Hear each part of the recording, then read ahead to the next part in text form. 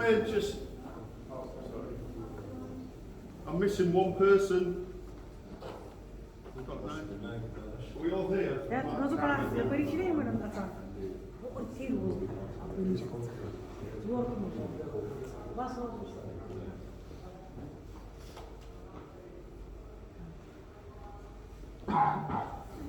Okay, so welcome to the Players' Tunnel. Okay, we call this the new Players' Tunnel. This is the one we've used since 1993. Okay. The players are dropped off just outside. Manchester United walk up that corridor, and that's where the losing team goes. That's the new away dressing rooms. Now, the reason why we had to move here, we had to build this tunnel, was it was actually quite sad reasons. It was in the aftermath of many tragedies in English football in the 1980s. Oh, You've probably heard of the Middlesbrough tragedy, where 97 Liverpool fans tragically lost their lives. There was a huge inquiry called the Taylor Report, and it changed English football stadia forever. First of all, you had to go all-seater, you had to get rid of the fences at the front, and you have to provide emergency access for emergency vehicles to go onto the pitch. Fans actually died on the pitch because ambulances couldn't get there that day, and also there was a fire at the stadium in Bradford where the fire engines couldn't get onto the pitch to put out the fire.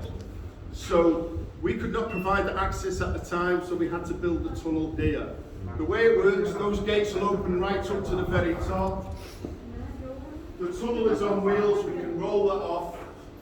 But you probably still think you won't get an ambulance or a fire engine down here. But this area up above my head, where the yellow line is, that's hydraulic, that can lift up like a drawbridge. That will go 8 meters into the air. So in an emergency, any high-sided vehicle could go onto the pitch. We never had to use it in emergency. We hope we never will, but we test it on a regular basis and we know it works. And if you know a player called Peter Crouch, we used to have to lift it up when he We have 2 plaques on the wall. These men played a huge part in the history of Manchester United. You might not have heard of them. On the red wall we have John Henry Davies. He bought the club in 1902. He changed the name to Manchester United. Does everybody know what we were called before then? Newton Heath, which is an area of North Manchester. There's actually Newton Heath, Lancashire and Yorkshire Railway Cricket and Football Club. Okay, but the railway company weren't involved anymore. We're in trouble. He bought the club. He changed the name. He changed the colours to red and white also. His biggest legacy though is he bought the land here for £20,000 and then provided £40,000 to build a stadium. It was a lot of money in those days. £60,000. That was in 1908 and we opened in 1910. So the main reason we play football here is because of him. In the 1930s, we were in financial trouble again. Mr. James Gibson, he kept the club going. He paid the players' wages out of his own money. He cleared the club's debts, and he founded something called the Manchester United Junior Athletic Club. We now know that as the Academy. And the club are very, very proud of the fact that every single Manchester United first team since 1937, it's over 4,000 consecutive games, there's been a player from the Academy in the first team, or the first team squad. The club are very, very proud of that. And it's mainly down to him and a man called Matt Busby, who I'll talk about later.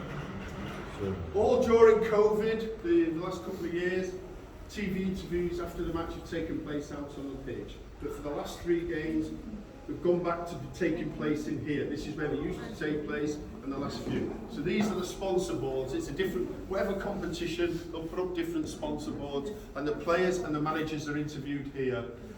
They are TV lights. They're not heaters, they're TV lights.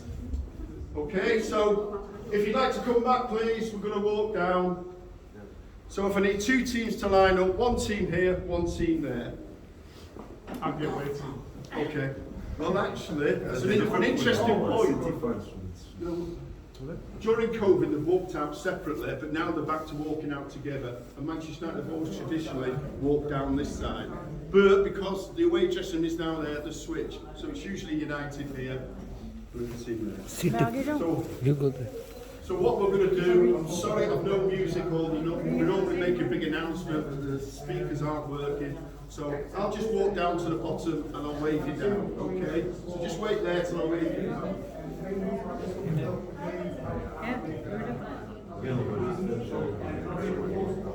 Okay then.